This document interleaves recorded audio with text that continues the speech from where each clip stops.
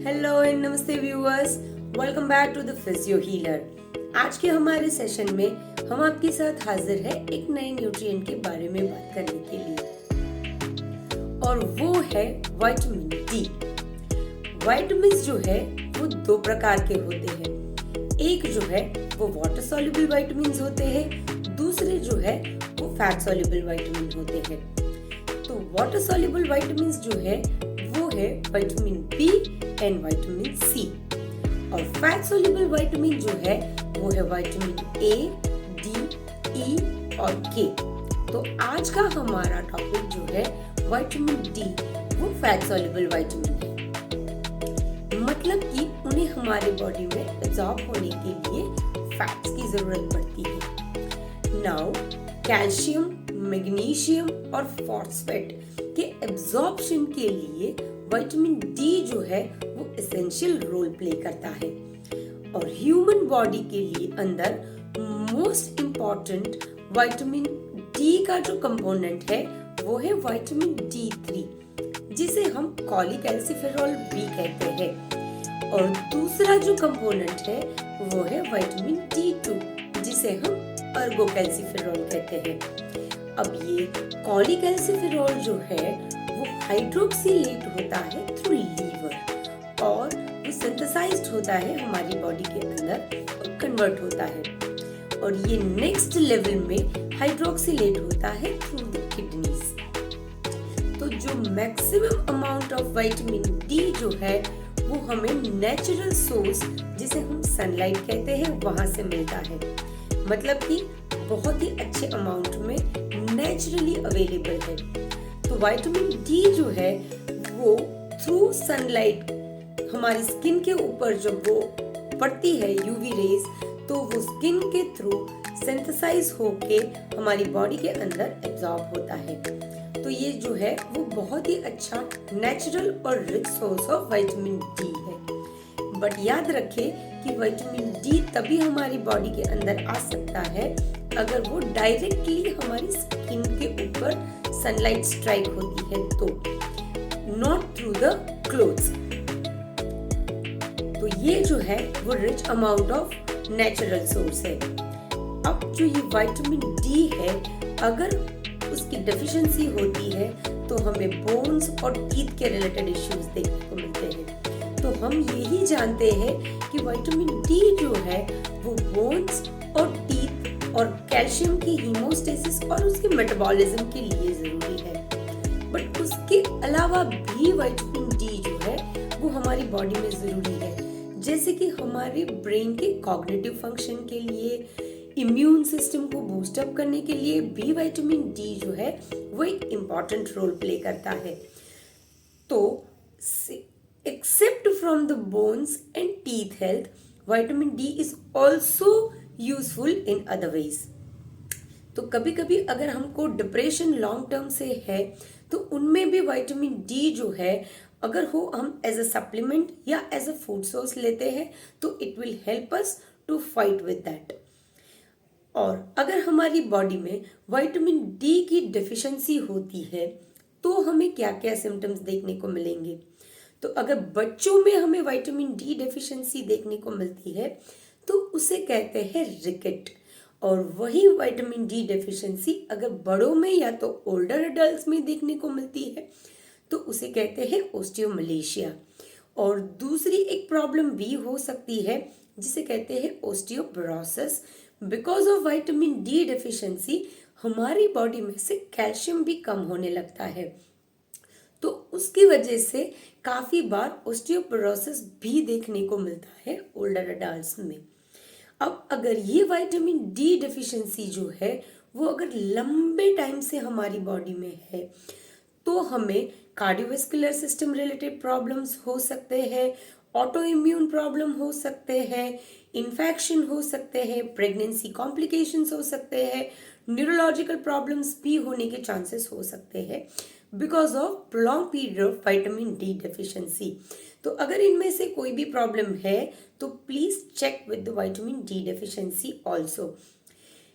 कुछ रिसर्च तो ऐसा भी कहते हैं कि अगर आपको लंबे टाइम से टेंशन हेडेक है, आप बाकी सारे टेस्ट करवा चुके हैं, सभी चीज़ें अगर नॉर्मल है तो आप एक बार विटामिन डी भी चेक कर ले, बिकॉज कुछ हेडेक्स के केसेस में ये भी देखने को मिलता है कि because of vitamin D deficiency headache होता है, टेंशन हेडेक होता है।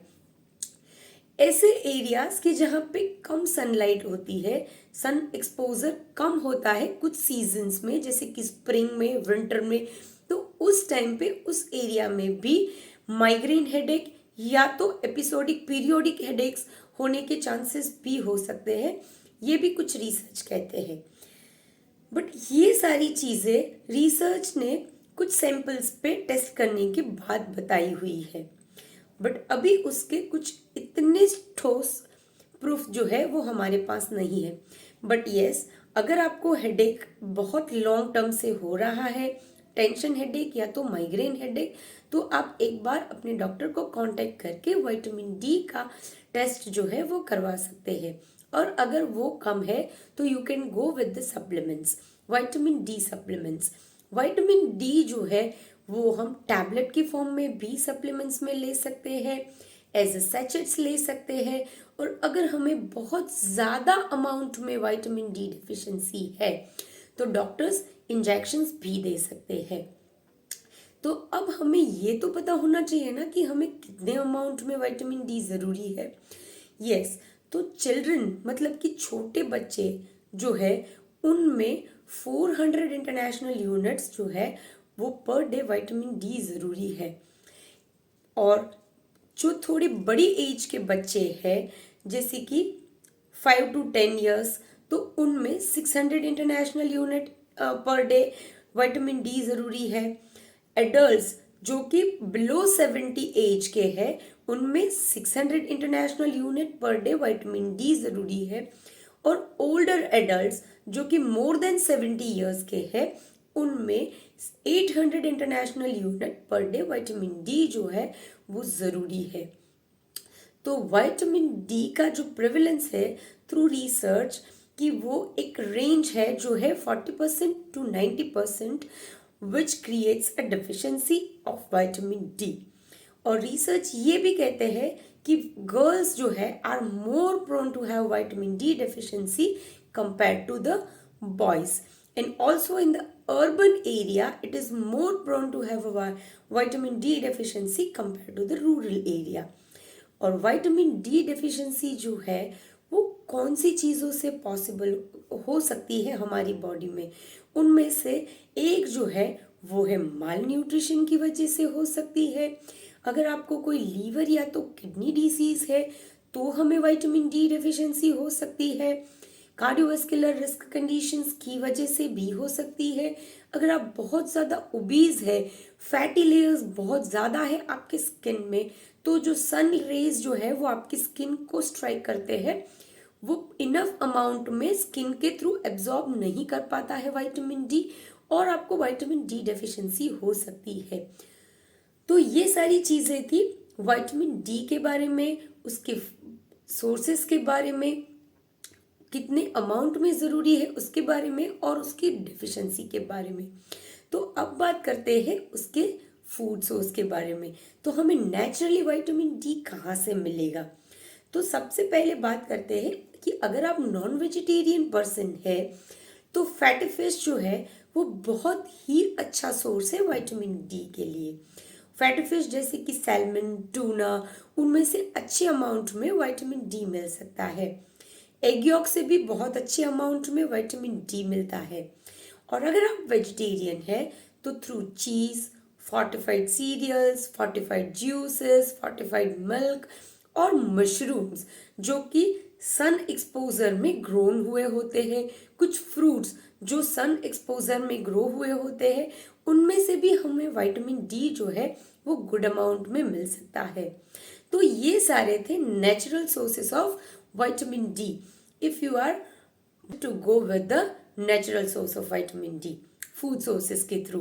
और of course सनलाइट जो है वो तो है ही, और जो डार्क स्किन के कॉम्प्लेक्शन वाले लोग जो होते हैं उनमें भी विटामिन डी की डेफिशिएंसी जो है वो काफ़ी ज़्यादा कॉमनली देखने को मिलती है because of that skin complexions. So those person also can go with the food sources or you can go with the supplements. तो ये था आज का विटामिन डी के बारे में. Thank you for watching and stay tune with the Physio healer. हम हमारे अगले वीडियो में आपके साथ फिर से हाजिर होंगे कुछ नए न्यूट्रिएंट्स के बारे में बातों के साथ. Thank you so much.